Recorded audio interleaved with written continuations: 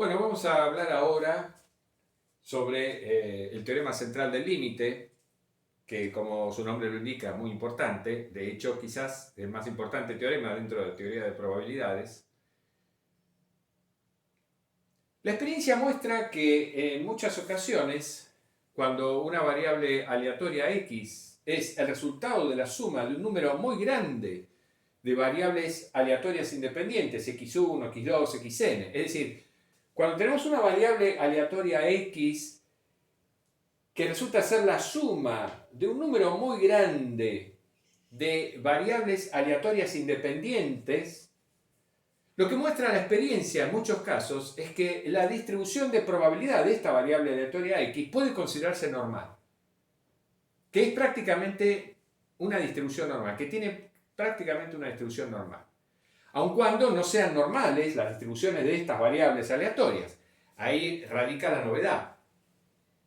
Es decir, nosotros vimos en el video anterior, cuando estudiamos la distribución normal, que si tenemos un conjunto de n variables aleatorias independientes y todas ellas con distribución normal, la suma de esas variables también tiene distribución normal.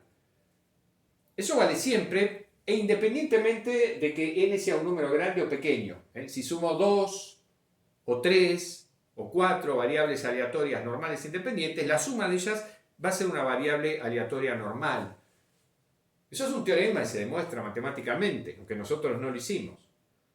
Pero acá estamos hablando de otra cosa. Acá estamos diciendo que tenemos una variable aleatoria x, que es la suma de un número muy grande de variables aleatorias independientes. No estamos haciendo ninguna hipótesis sobre la distribución de estas variables aleatorias independientes. Y estamos diciendo que en condiciones muy generales se puede asegurar que la distribución de esta variable aleatoria va a ser prácticamente normal.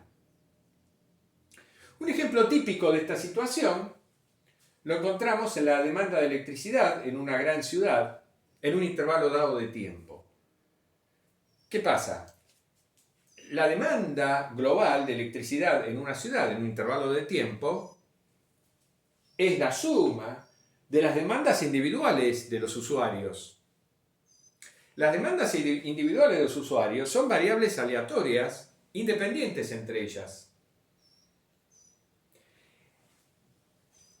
Y lo que se constata es que la demanda global total tiene una distribución normal. Y estamos ahí en el caso de que es una variable que es la suma de muchas variables aleatorias independientes. También podríamos citar el caso, digamos, de que x sea la ganancia o pérdida, ¿no? Ganancia positiva o ganancia negativa, obtenida a lo largo de, no sé, muchas manos de póker por una persona determinada. Bueno, la ganancia en cada mano de póker es una variable aleatoria con una cierta distribución que no conocemos. Pero la ganancia a lo largo de mucho tiempo, de muchas jugadas, que es la suma de las ganancias obtenidas en todas las jugadas individuales, tiene una distribución aproximadamente normal. Y este hecho también es la razón de por qué muchas magnitudes naturales de la naturaleza tienen distribución normal. Como, digamos, el peso de ciertos animales o el diámetro del tallo de las espigas del trigo, en fin, porque tienen distribución normal porque son el resultado de la contribución de muchas variables aleatorias. Y se puede considerar, por lo tanto, como la suma de muchas variables aleatorias independientes. Bueno, estamos hablando de hechos empíricos. Pero estos hechos empíricos tienen un fundamento teórico. Y el fundamento teórico es el denominado teorema central del límite. Entonces, vamos a dar a continuación una primera versión de lo que dice este teorema tan importante. Supongamos que tenemos una sucesión indefinida, una sucesión infinita de variables aleatorias independientes e idénticamente distribuidas. Vamos a comenzar considerando esa situación. ¿eh? Cuando todas las variables aleatorias son independientes, pero además todas tienen la misma distribución, todas tienen esperanza y todas tienen varianza finita, ¿no? La misma, ¿no? Por supuesto, porque estamos considerando que todas son igualmente distribuidas. Bien, ¿qué podemos decir acerca de la distribución de esta variable aleatoria, S sub n, que es la suma de las n primeras variables aleatorias de la sucesión? ¿Qué podemos decir acerca de la distribución de esta variable aleatoria cuando n tiende a infinito? ¿Qué podríamos decir? ¿Podemos decir algo?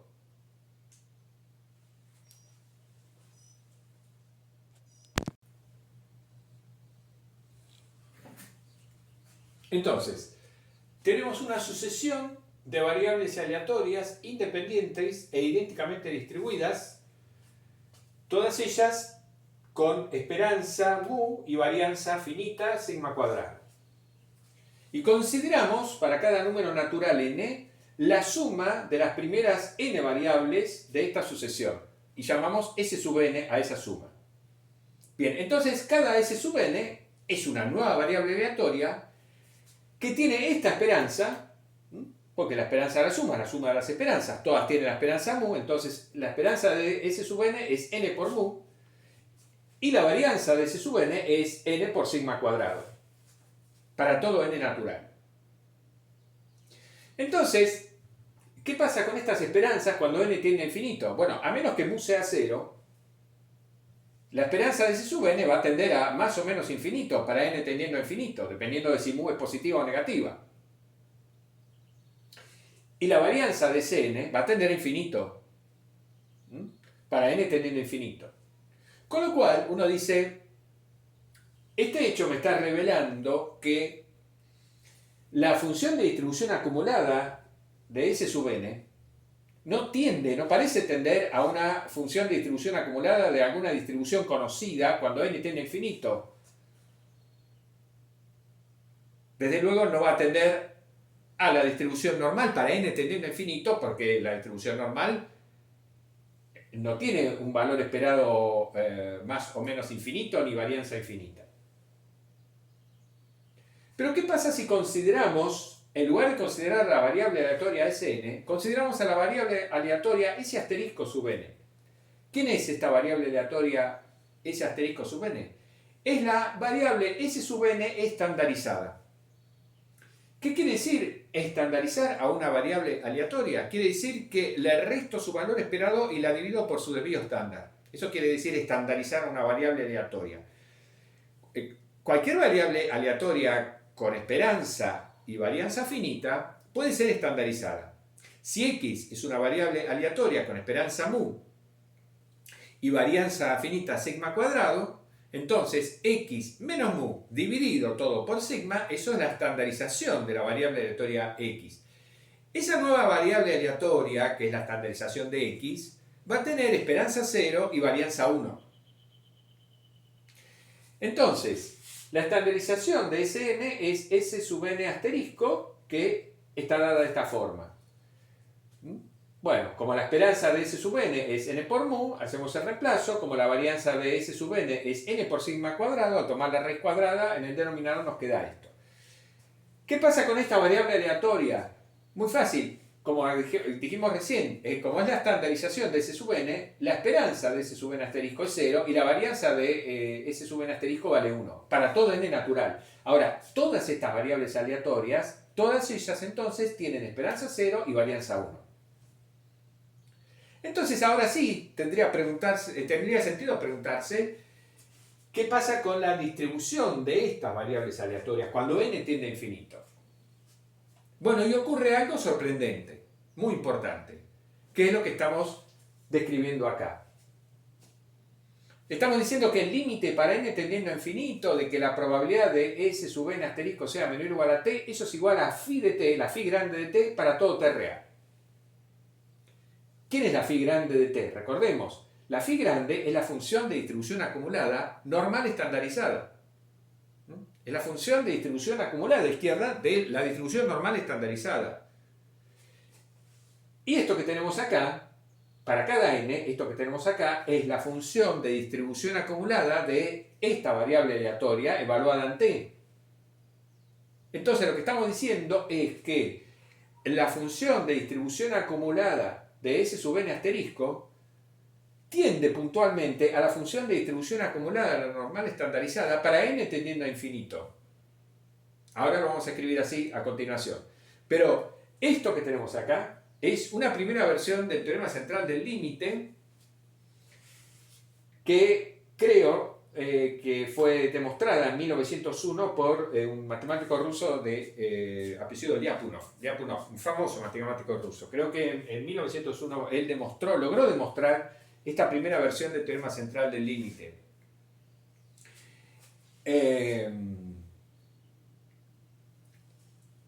¿Hay, digamos, una versión más general del teorema central del límite? Sí, la hay.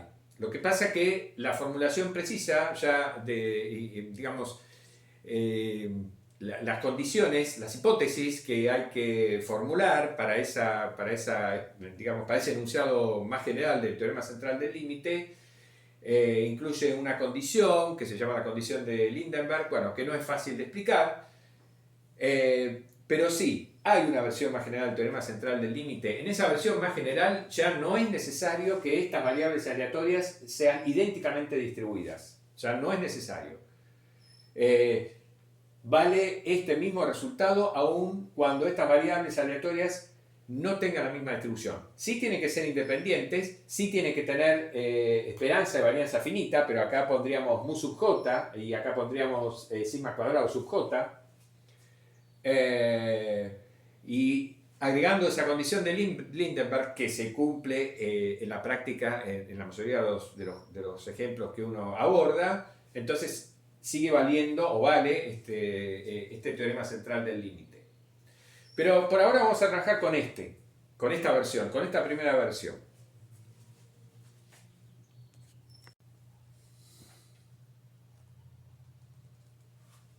Bueno, entonces lo que afirma la versión que acabamos de mencionar del teorema central del límite es esto que escribimos acá.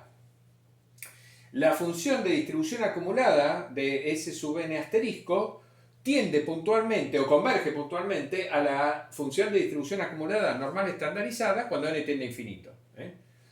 Vale este límite. Digamos, esto sería la formulación técnica matemática del teorema central del límite en la versión limitada que estamos dando. Esto se llama convergencia en distribución.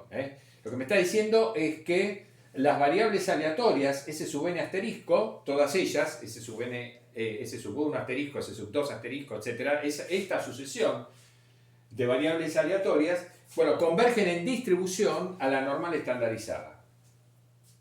Bueno, ¿cuál es la consecuencia práctica?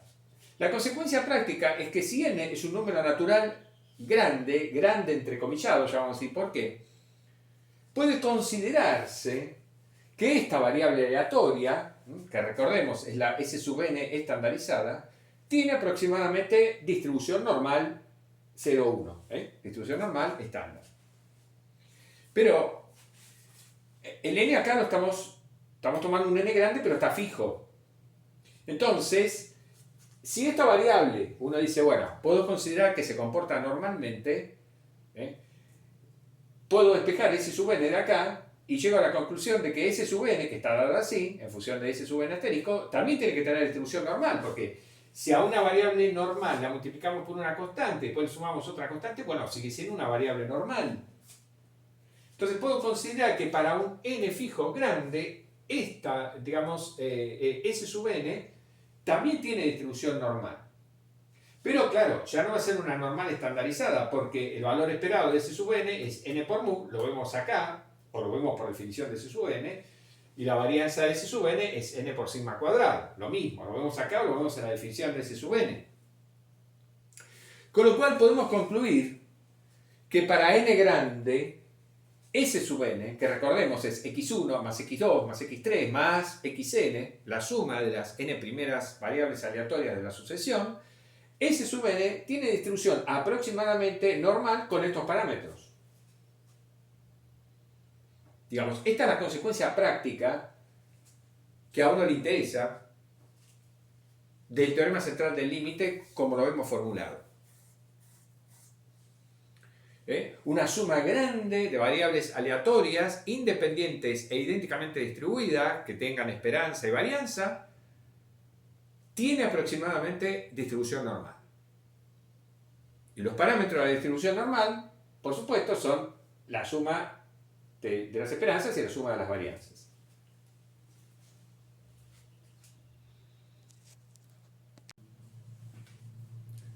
Bueno, entonces, si n es grande, la probabilidad de que S sub n sea menor o igual a t va a ser aproximadamente igual a phi mayúscula, la función de distribución acumulada normal estandarizada, evaluada en t menos n por mu dividido sigma por raíz de n, porque recordemos que era la relación, digamos, cuando uno tenía una variable aleatoria con una distribución normal cualquiera de parámetros mu y sigma, entonces la probabilidad acumulada de esa variable aleatoria se expresaba en términos de la probabilidad acumulada normal estandarizada, bueno, de esta forma, ¿no? Le restábamos la media y dividíamos por el desvío estándar. ¿Qué quiere decir que n es grande? Eso depende de cuál sea la distribución, digamos, qué tipo de distribución tengan las variables independientes x1, x2, x3, etc.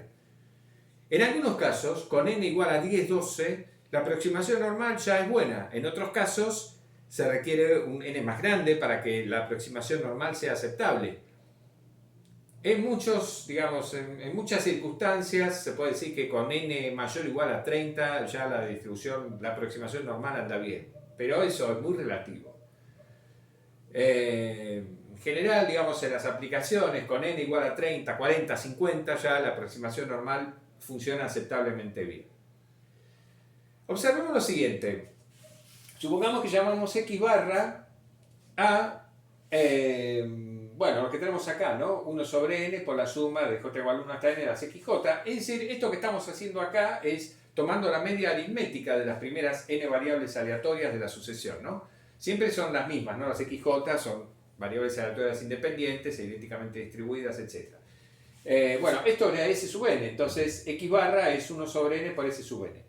X barra es lo que se denomina la media muestral, porque uno puede interpretar que las variables aleatorias x1, x2, xn corresponden a una muestra aleatoria que se toma de una población. Y entonces x barra vendría a ser la media aritmética de esa muestra aleatoria que se toma. Y por eso se llama media muestral. Sería más correcto poner acá la n por algún lado, porque x barra depende de n, ciertamente. Bueno, esta es una nueva variable aleatoria, la media muestral. El valor esperado de la media muestral, acá nos falta poner la rayita, el valor esperado de la media muestral va a ser mu, porque cuando tomamos el valor esperado acá, es 1 sobre n por el valor esperado de esta suma, que es n por mu. Por lo tanto, el valor esperado de la media muestral es mu, la media poblacional. Y la varianza de la media muestral, de x barra, es la varianza de esto, o la varianza de esto, ustedes quieren, bueno, es 1 sobre n cuadrado por la varianza de esto, que es n por sigma cuadrado, por lo tanto me queda sigma cuadrado sobre n. Entonces, nuevamente por el teorema central del límite, para n grande, x barra va a tener aproximadamente esta distribución normal, porque la media es mu y porque la varianza es sigma cuadrado sobre n. Esta distribución normal. Entonces, la probabilidad de x barra menor o igual a t va a ser aproximadamente igual a phi mayúscula evaluada en t menos mu sobre raíz de sigma sobre raíz de n, porque es el desvío estándar lo que se pone ahí abajo dividiendo. Nuevamente como consecuencia del teorema central del límite. En muchos libros de estadística, el teorema central del límite se presenta directamente diciendo así, sin especificar demasiado, diciendo que la media muestral, esto x barra, para n grande tiene aproximadamente esta distribución, esa distribución normal. Esto es lo que me está indicando que cuanto más grande es n, menor es la varianza de X barra. Con lo cual, la distribución normal de X barra se va haciendo cada vez más centrada en la media. Lo que va a ocurrir es que X barra va a tender a lo que se llama a la media en probabilidad. La probabilidad de que X barra sea parte de la media en un valor específico determinado, en un radio delta, bueno, esa probabilidad va a tender a cero cuando n tiende a infinito. Pero bueno, eso también lo vimos en su momento al estudiar la desigualdad de Chebyshev. También, digamos, podemos sacarlo como conclusión, como consecuencia de eso. Vimos que la probabilidad de que x menos mu sea en valor absoluto mayor o igual que un delta positivo fijo, eso estaba acotado por algo, digamos, estaba acotado por la varianza dividido el delta cuadrado, no me acuerdo muy bien. Pero bueno, en este caso, cuando aplicamos esa desigualdad de Chebyshev, para X barra, para las X barra, digamos, porque dependen de n, y hacemos que n tiende a infinito, vemos que ocurre eso, ¿no? Que lo que mencionamos recién, para n tendiendo a infinito, X barra tiende en probabilidad a la media, a mu, a la media poblacional. Bien, en el próximo video vamos a ver algunos ejemplos.